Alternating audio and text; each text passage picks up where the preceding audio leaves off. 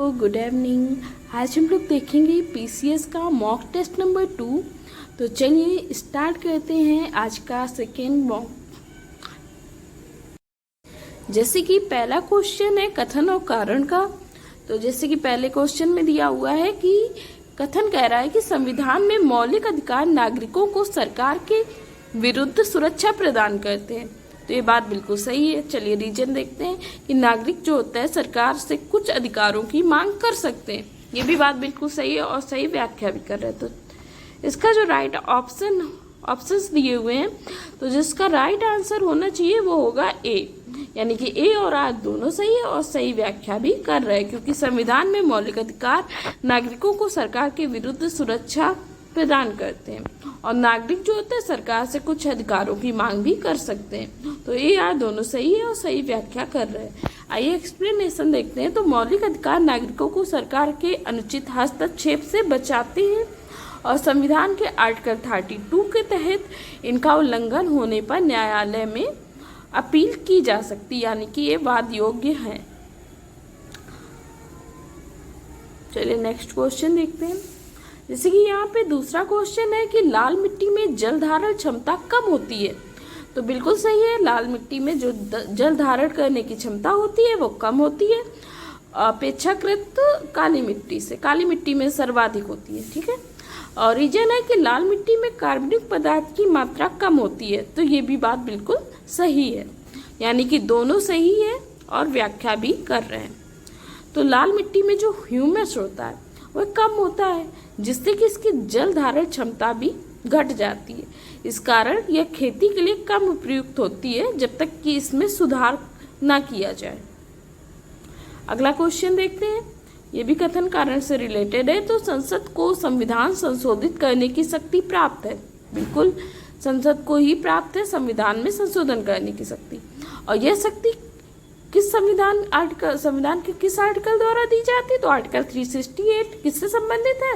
तो ये संविधान में संशोधन से संबंधित है, ठीक है। तो इसका जो राइट आंसर होगा कि दोनों सही है और सही व्याख्या भी कर रहे हैं, यानी कि ऑप्शन नंबर ए। तो एक्सप्लेनेशन देखते हैं। चलिए, तो आर्टिकल 368 भारतीय संविधान में संशोधन प्रक्रिया का प्रावधान करता है। संसद को इसमें विशेष बहुमत और कुछ मामलों में राज्य विधानसभाओं की सहमति लेनी होती है। चलिए नेक्स्ट क्वेश्चन देखते हैं। अगला क्वेश्चन है कि जलवायु परिवर्तन से समुद्र का स्तर बढ़ रहा है। बिल्कुल जलवायु परिवर्तन हो रहा है जिसके कारण समुद्र का स्तर बढ़ रहा है और ध्रुवीय क्षेत्रों की बर्फ पिघल रही है। तो ठीक है, ये भी है। तो ध्रुवीय क्षेत्रों की बर्फ पिघल रही है, यानी कि इसका जो कथन भी दिया है वो भी सही है और कारण भी सही है, क्योंकि जब ध्रुवों की बर्फ पिघलेगी तो जलवायु परिवर्तन के कारण जब बर्फ पिघल रही है तो जिस वजह से समुद्र का जल स्तर भी बढ़ रहा है। तो दोनों सही है और सही व्याख्या, यानी कि इसका भी आंसर ए होगा। तो ग्लोबल वार्मिंग के कारण आर्कटिक व अंटार्कटिक क्षेत्रों की बर्फ तेजी से पिघल रही है, जिससे समुद्री जल स्तर बढ़ रहा और तटीय क्षेत्रों में बाढ़ का खतरा भी देखा जा रहा। अगला क्वेश्चन देखते हैं। तो अगला क्वेश्चन है जीडीपी में वृद्धि से सभी नागरिकों की आय समान रूप से बढ़ती है। तो ये बात तो बिल्कुल गलत है, क्योंकि जीडीपी से सभी नागरिकों की आय नहीं बढ़ती है समान रूप से। और दूसरा कारण जो दिया है, जीडीपी राष्ट्रीय उत्पाद का कुल मापन है, ना कि वितरण का। तो ये बात बिल्कुल सही है, जीडीपी राष्ट्रीय उत्पाद का कुल मापन है, वितरण का नहीं है। तो यानी कि इसका राइट आंसर जो होगा वो होगा कि ए, यानी कि कथन सही है, कथन गलत है, कारण सही है, यानी ए गलत है, आर सही, ऑप्शन सी। तो देखो जीडीपी जो होता है ये केवल उत्पादन का मापक है, ये आय की समानता या असमानता को नहीं दर्शाता। इसलिए जीडीपी वृद्धि के बावजूद कुछ वर्गों को लाभ नहीं मिल पाता है। चलिए नेक्स्ट क्वेश्चन देखते हैं। अगला जो क्वेश्चन है वो है कि भारत एक धर्मनिरपेक्ष राज्य है। बिल्कुल रीजन दिया है कि संविधान नागरिकों को किसी भी धर्म को मानने और प्रचार करने की स्वतंत्रता देता है। तो बिल्कुल ये भी सही है।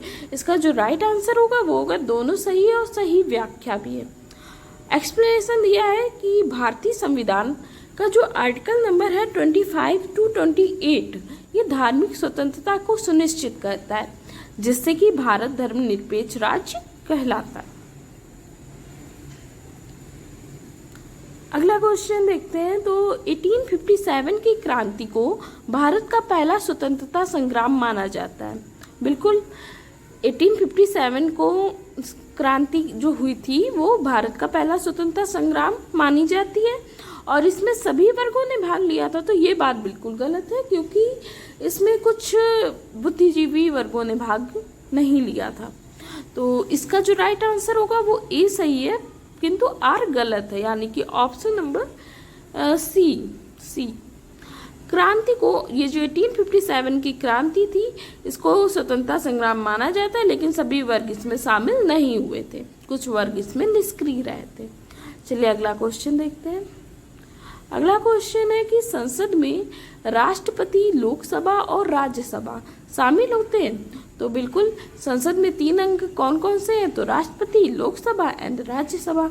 तो ए मतलब यानी कि 1 नंबर एकदम सही है। सेकेंड दिया है, राज्यसभा में धन विधेयक लाया जा सकता है। तो बिल्कुल नहीं, क्योंकि आप लोगों ने पढ़ा होगा कि धन विधेयक को केवल और केवल लोकसभा में लाया जा सकता है, ना कि राज्यसभा में। तो 2 बिल्कुल गलत हो गया।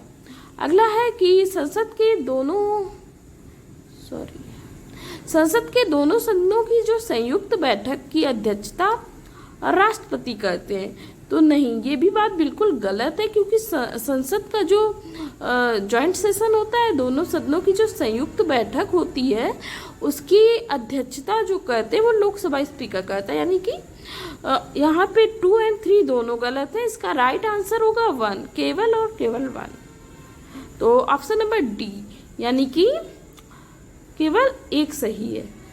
आइए व्याख्या देख लेते हैं। तो संसद यानी कि राष्ट्रपति, लोकसभा और राज्यसभा, इसके लिए जो पार्लियामेंट है ये है आर्टिकल नंबर 79 में।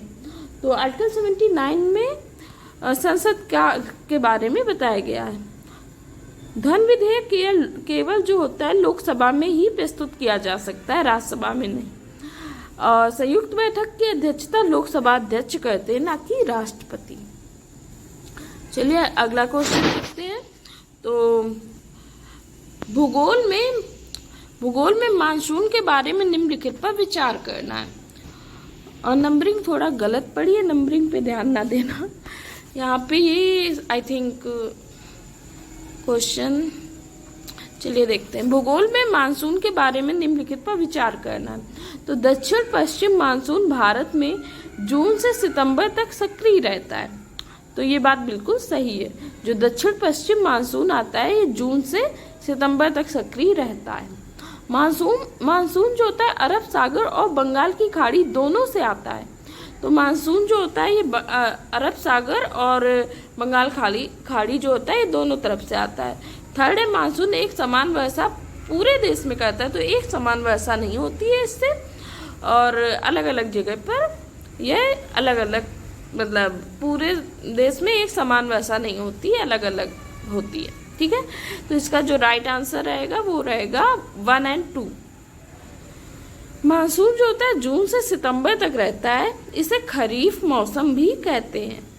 ये 2 शाखाओं से आता है, एक अरब सागर की और एक बंगाल की खाड़ी की। लेकिन जो वर्षा असमान होती है, जैसे कि राजस्थान में बहुत कम और मेघालय में अत्यधिक वर्षा। मेघालय में मासिंग नाम जो है वहाँ पर सबसे अधिक वर्षा दर्ज की गई। सर्वाधिक वर्षा वाला स्थान मेघालय का मासिंग नाम है। ठीक है, अगला क्वेश्चन है, गांधी जी द्वारा शुरू किए गए आंदोलनों के बारे में विचार करना है। असहयोग आंदोलन का उद्देश्य स्वराज्य प्राप्त करना था। तो बिल्कुल स्वराज की प्राप्ति के लिए हुआ था।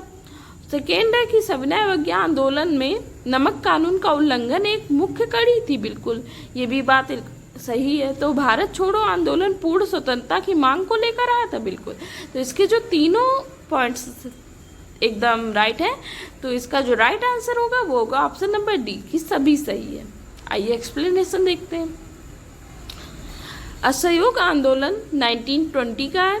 इसका उद्देश्य था स्वराज्य प्राप्त करना अहिंसात्मक तरीके से, यानी कि हिंसा ना हो। और फिर क्या होता है 1922 में वो चौरी चौरा कांड हो जाता है, जिसके बाद से ये आंदोलन स्थगित कर दिया जाता है। तो ये एक अहिंसात्मक तरीके से स्वराज प्राप्त करना इसका उद्देश्य था। अगला पॉइंट है सविनय अवज्ञा आंदोलन के बारे में। तो ये 1930 में हुआ था ये आंदोलन, जिसमें महात्मा गांधी जी ने नमक कानून तोड़ा, दांडी यात्रा की थी। अगला पॉइंट है कि भारत छोड़ो आंदोलन जो 1942 का है, इसमें सीधे अंग्रेजों से भारत छोड़ने की मांग के लिए कहा गया था और इसी में डू और डाई का नारा दिया था, महात्मा गांधी जी द्वारा दिया गया था। चलिए अगला क्वेश्चन देखते हैं। अगला क्वेश्चन है संविधान के प्रस्तावना से संबंधित निम्न कथनों पर विचार करें।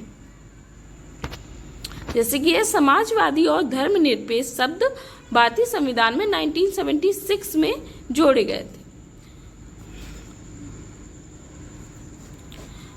तो बिल्कुल सही है।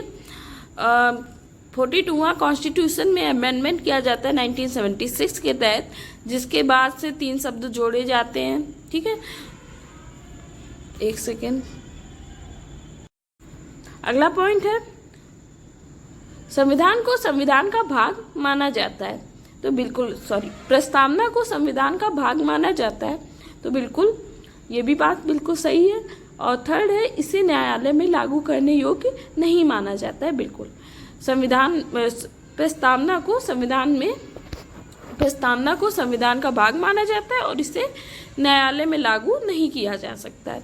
तो ये ऑप्शन नंबर डी सही है। आइए व्याख्या देख लेते हैं। समाजवादी और धर्मनिरपेक्ष शब्द 42 में संविधान में संशोधन होकर 1976 में जोड़े गए थे।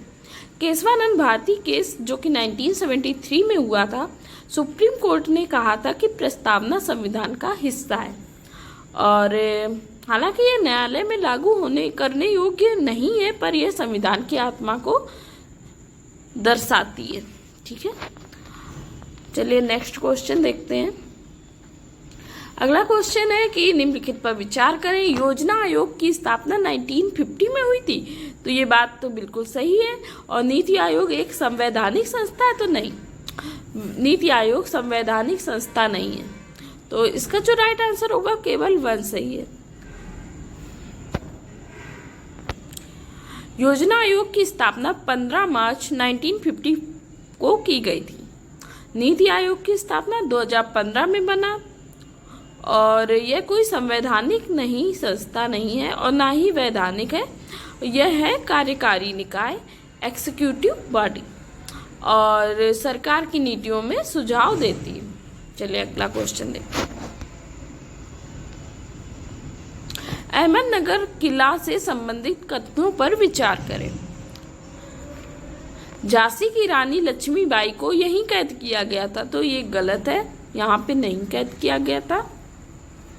सेकेंड पॉइंट है कि यह किला मुगल काल में प्रमुख प्रशासनिक केंद्र था। बिल्कुल बी नंबर बिल्कुल सही है, क्योंकि ये जो अहमदनगर किला है ये मुगल काल से संबंधित है।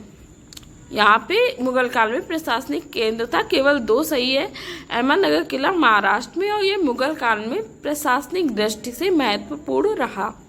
पंडित नेहरू को यहाँ 1942 में भारत छोड़ो आंदोलन के समय कैद किया गया था। ये क्वेश्चन बन सकता है कि पंडित नेहरू को कहाँ पर कैद किया गया था और किस आंदोलन के तहत। चलिए अगला है कि रानी लक्ष्मीबाई इससे संबंधित नहीं है, उन्हें ग्वालियर के पास झांसी और कालपी में संघर्ष करते देखा गया। अगला क्वेश्चन देखते हैं। भारत के नियंत्रक और महालेखा परीक्षक सीएजी के बारे में कथन दिया हुआ है कि सीएजी की जो नियुक्ति होती है वो राष्ट्रपति द्वारा की जाती है। बिल्कुल, सीएजी जो होता है वो राष्ट्रपति के द्वारा ही उसकी नियुक्ति की जाती है और राष्ट्रपति के सीएजी की नियुक्ति राष्ट्रपति द्वारा की जाती है। सीएजी संसद के प्रति जवाबदेह होता है, तो नहीं, संसद के प्रति जवाबदेह नहीं होता है, क्योंकि नियुक्ति राष्ट्रपति द्वारा की जाती है। और किस आर्टिकल के तहत? तो आर्टिकल 148 के तहत। यह सीधे संसद को रिपोर्ट देता है पर संसद के प्रति जवाबदेह नहीं होता है। वह एक संवैधानिक पद है और स्वतंत्र रूप से कार्य करता है। सीएजी का जो पद होता है वह एक संवैधानिक पद है। अगला क्वेश्चन देखते हैं। तो लोकसभा अध्यक्ष के बारे में दिया हुआ है कि वह राज्यसभा के संयुक्त सत्र की अध्यक्षता करता है, और दूसरा है कि वह अनुशासन बनाए रखने हेतु सदस्य को निलंबित कर सकता है।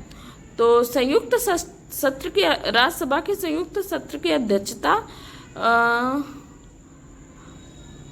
वह राज्यसभा के किसके बारे में पूछा है? लोकसभा अध्यक्ष नहीं, वह राज्यसभा के संयुक्त सत्र की अध्यक्षता नहीं करता है। लोकसभा अध्यक्ष राज्यसभा के संयुक्त सत्र की अध्यक्षता नहीं करता, यानी कि 1 नंबर बिल्कुल गलत है। वह अनुशासन बनाए रखने हेतु सदस्य को निलंबित कर सकता है, ये बात बिल्कुल सही है, यानी कि केवल 2 सही है। लोकसभा जो अध्यक्ष केवल लोकसभा में अध्यक्षता करता है, न कि राज्यसभा में। संयुक्त सत्र में अध्यक्षता राष्ट्रपति करते हैं, पर व्यवहार में लोकसभा अध्यक्ष, और वे अनुशासन हेतु एमपी को निलंबित कर सकते हैं। चलिए अगला क्वेश्चन, सॉरी इतने ही क्वेश्चन थे, और ये 15 क्वेश्चन थे, और यहाँ पे नंबरिंग थोड़ी सी गलत हो गई है। तो ये 15 क्वेश्चंस आज हम लोग ने कंप्लीट किए। तो आज के लिए थैंक यू सो मच।